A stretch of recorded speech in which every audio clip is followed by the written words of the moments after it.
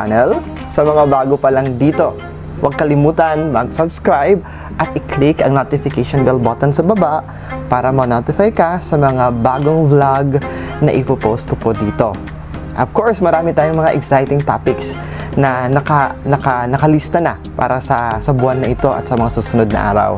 Sa aking mga masugid na taga-subaybay, ang aking taos-puso pong pasasalamat. Huwag po sana kayong magsawa at dapat walang iwanan po tayo. Huwag kalimutan rin i-like ang vlog na ito. Isa na namang makabuluhang topic ang meron tayo sa araw na ito, usapang utang na naman. Specifically, ang pag-uusapan natin ay lubog ba kayo sa utang? At ang mga tips kung paano ito haharapin bilang isang buong pamilya.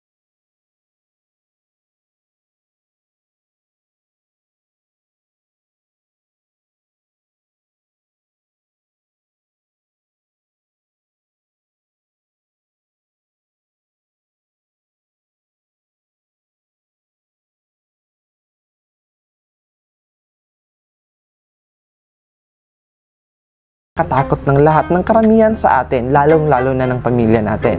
Pero minsan, kahit anong pagtitipid at pagsisave, pag-iipon, ang gawin natin, minsan talaga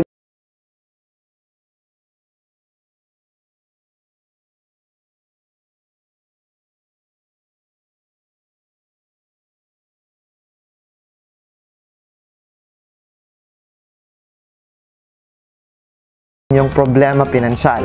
Ang utang ay isang bagay na dapat alam ninyong mag-asawa. Lalo na't nakakaapekto ito sa inyong paggastos sa pang-araw-araw.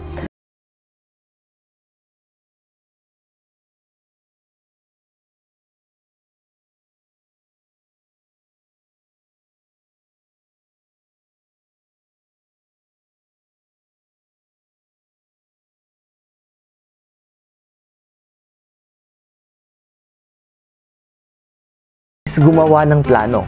Mabuti na lamang na ang utang ay kadalasang madaling matugunan kung magsisipag at magiging mapili at talagang pag-iisipan ang paggastos. Hindi naman kailangan magutom ang iyong pamilya para lamang makabayad at hindi maging lubog sa utang.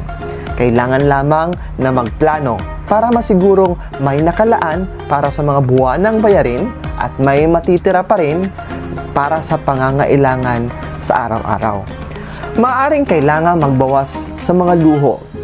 Pero, mabuti na ito kaysa naman magutom o hindi maging sapat ang pagkain sa araw-araw para sa buong pamilya.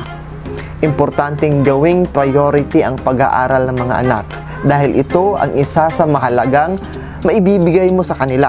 Siguraduhin nag-aaral sila ng mabuti at pagsikapang maipasok sila sa magandang eskwelahan. Magbawas ng gastos. Maging mapili sa paggastos. Hindi kailangan bawasan lahat ng gastusin sa bahay. Ngunit, mahalagang malaman kung alin sa mga pangangailangan sa loob ng bahay, alin ang importante at alin ang luho lamang. Nakakatulong ang pagbili ng maramihan, lalo na sa ginagamit araw-araw tulad ng sabon, shampoo at toothpaste. Halos lahat ng mga supermarket ay nag-aalok ng diskwento kapag namimili ng maramihan. Kaya magandang samantalahin ang mga ito. At laging maglaan ng budget kapag namimili sa palengke o sa grocery. At huwag lilihis dito. Dapat talagang nakatuon dito. Sa ganitong paraan, makakatipid ka ng pera. Pwedeng itabi upang ipangbayad sa utang o kaya para sa pag-iipon. At humingi ng payong pinansyal. May mga financial advisors na nag-aalok ng kanilang serbisyo na libre. Samantalahin ang mga ganitong alok upang humingi ng payo para sa mga hakbang para unti-unting makabayad sa utang. Pati na kung paano maiiwasan ang pagiging lubog sa utang sa hinaharap. May mga kaibigan siguro kayong o kakilala na pwede nyong hingan ng advice. Makakapagbigay din sila ng payo kung paano makikipag-usap sa mga bangko at kung paano gumawa ng plano para makabayad sa utang na hindi nababangkarote. Tandaan, kapag tinatakbuhan ng credit card bill, nakakaapekto ito sa credit rating.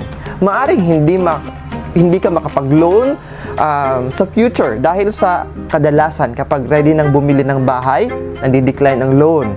Kapag may unpaid credit cards na mga bills, o di kaya pag bumili kayo ng sasakyan. Manatiling buo bilang isang pamilya. Walang problemang hindi nalulutas basta't sama-sama ang pamilya. Maging matatag bilang isang pamilya sa hirap at ginhawa. At siguraduhing ituro sa mga anak ang halaga ng pag-iipon at pag-i-invest. Sa ganitong paraan, makakaiwas sila na maging lubog sa utang at iba pang problemang pinansyal sa kanilang pagtanda. Importanteng matuto sa karanasang ito.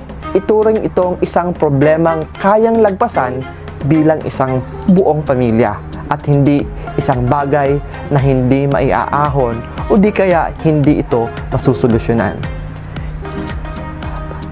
Sabi nga ng isang line, a family that prays together stays together.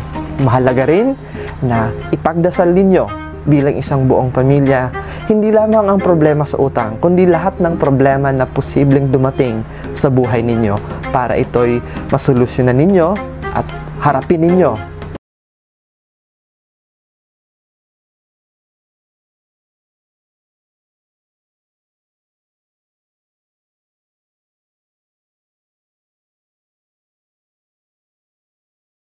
Salamat sa inyong patuloy na pagsubaybay at naway na-inspire kayo sa vlog na ito.